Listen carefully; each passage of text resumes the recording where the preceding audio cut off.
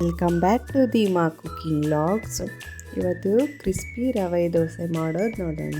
ತುಂಬಾ ರುಚಿಯಾಗಿರುತ್ತೆ, ಒಂದ್ಸಲಿ ಟ್ರೈ ಮಾಡಿ. ಒಂದು ಬಟ್ಲಿಗೆ 1 ಕಪ್ ಅಕ್ಕಿ ಹಿಟ್ಟು, 1.5 ಕಪ್ ರವೆ, 1/2 ಕಪ್ ಮೈದಾ ಹಾಕ್ಕೊಂಡು ಚೆನ್ನಾಗಿ ಮಿಕ್ಸ್ ಮಾಡ್ಕೊಳ್ಳಿ. ಇದಕ್ಕೆ 1 ಕಪ್ ಮೊಸರು ಹಾಕ್ಕೊಂಡು ಸ್ವಲ್ಪ ನೀರು ಹಾಕ್ಕೊಂಡು ಚೆನ್ನಾಗಿ ಮಿಕ್ಸ್ ಮಾಡ್ಕೋಬೇಕು. ಗಂಟಿಲ್ದೇ ವಿಸ್ಕರ್ ತಗೊಂಡು ಚೆನ್ನಾಗಿ ಮಿಕ್ಸ್ ಮಾಡ್ಕೊಳ್ಳಿ. ಗಂಟೇನೂ ಇರಬಾರ್ದು, ತುಂಬ ರುಚಿಯಾಗಿರುತ್ತೆ. ಸ್ವಲ್ಪ ಹುಳಿ ಮೊಸರಿದ್ರೆ ಇನ್ನೂ ಚೆನ್ನಾಗಿರುತ್ತೆ, ಚೆನ್ನಾಗಿ ಬರುತ್ತೆ ದೋಸೆ ಟೇಸ್ಟು.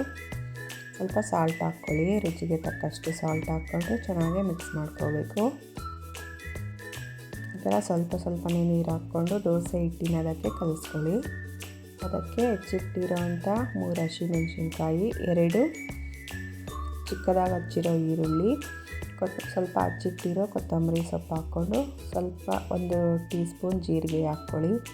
ಜೀರಿಗೆ ಆಪ್ಷನಲ್, ಬೇಕಾದರೆ ಹಾಕ್ಕೊಳ್ಳಿ, ಇಲ್ಲ ಅಂದರೆ ಬೇಡ. ಚೆನ್ನಾಗಿ ಮಿಕ್ಸ್ ಮಾಡಿಕೊಂಡು ಈಗ ತವ ಇಟ್ಕೊಂಡು ದೋಸೆ ಥರ ಹಾಕ್ಕೊಳ್ಳಿ. ಮೇಲೆ ಆಯಿಲ್ ಹಾಕ್ತಾಯಿರಿ.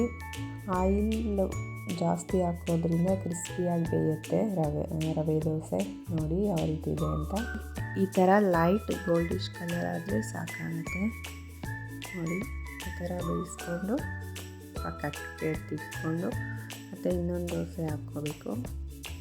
ಹಂಚನ್ನ ಬಟ್ಟೆಗೆ ಉರಿಸ್ಬಿಟ್ಟು ಹಾಕಿ ಇದೇ ಥರ ದೋಸೆ ಹಾಕ್ಕೊಂಡು ಆಯಿಲ್ ಮೇಲೆ ಹಾಕ್ಕೋಬೇಕು.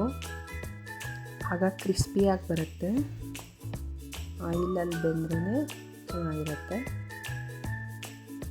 ಇದೇ ಥರ ಹಾಕ್ಕೊಂಡು ಲೈಟ್ ಗೋಲ್ಡಿಶ್ ಬರೋವರೆಗೂ ವೆಯ್ಟ್ ಮಾಡಿ. ಆಮೇಲೆ ಇನ್ನೊಂದು ಕಡೆ ಟರ್ನ್ ಮಾಡಿ. ನೋಡಿ ಬೆಂದಿದೆ. ಈಗ ಒಂದು ಪ್ಲೇಟ್ಗೆ ತಗೊಂಡು ಚಟ್ನಿ ಜೊತೆ ತಿಂತಾಯಿದ್ರೆ ತುಂಬಾ ಚೆನ್ನಾಗಿರುತ್ತೆ. ಕ್ರಿಸ್ಪಿಯಾಗಿ ಇನ್ಸ್ಟೆಂಟಾಗೇ ಮಾಡ್ಕೋಬೋದು. ತುಂಬ ಚೆನ್ನಾಗಿರುತ್ತೆ. ಟ್ರೈ ಮಾಡಿ ನೋಡಿ ಹೇಗೆ ಬಂದಿದೆ ಅಂತ ಕಮೆಂಟ್ ಮಾಡಿ, ಲೈಕ್ ಮಾಡಿ, ಶೇರ್ ಮಾಡಿ, ಸಬ್ಸ್ಕ್ರೈಬ್ ಮಾಡಿ. Thank you.